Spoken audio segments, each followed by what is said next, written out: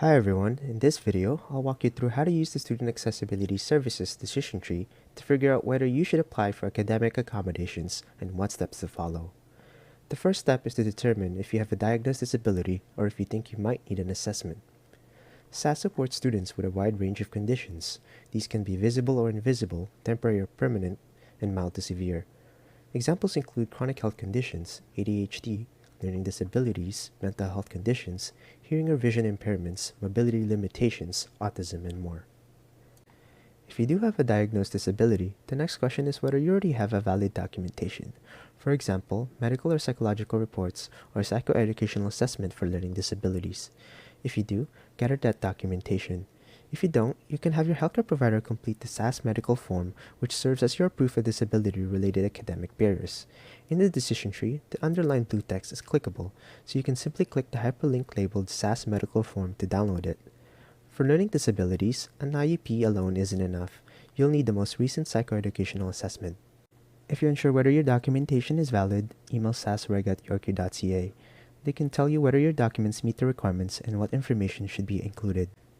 If you're not looking for disability-related accommodations, for example, you just need help for a one-time issue unrelated to disability, SAS isn't the right place. In that case, talk to your professor about special considerations instead. Once you have the required documents, click the underlined link for registration questionnaire. This takes you to the online form where you'll upload all your documents. You'll get an email within 5 business days outlining your next steps. After you're officially registered, you'll meet with an accessibility counselor who will help create your accommodation plan. From there, you'll be able to access accommodations like extra time on tests through SAS's Accommodated Test and Exam Center. To use these accommodations, request your letter of accommodation through the online portal and then send it to your instructors. And that's the full overview. As you follow the decision tree, remember that any underlined text is a clickable link. These will take you directly to forms, email contacts, and portals you need. If you ever feel unsure, SAS is always available to help. In addition to our decision tree, we have also integrated a streamlined guide that highlights the accommodation process for clinical placements as well. Step 1 reminds students that according to the university policy, they must contact their course director early on if an accommodation is required. Students are not obligated to disclose their disability, only the type of accommodation needed. Step 2 here directs students to submit their request to the Student Accessibility Services, aka SAS, along with relevant documentation.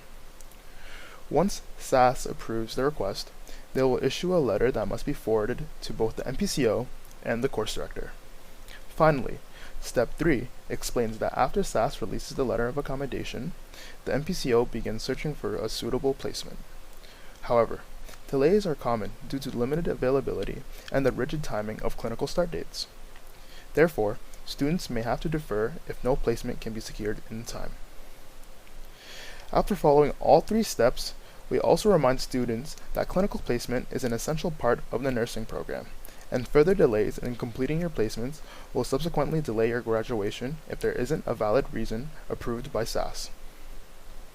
Overall, by streamlining this process and strengthening faculty involvement in the accommodation process, we know that it can reduce stress, promote equity, and ensure nursing students with disabilities and/or struggles receive timely, meaningful support throughout their clinical education.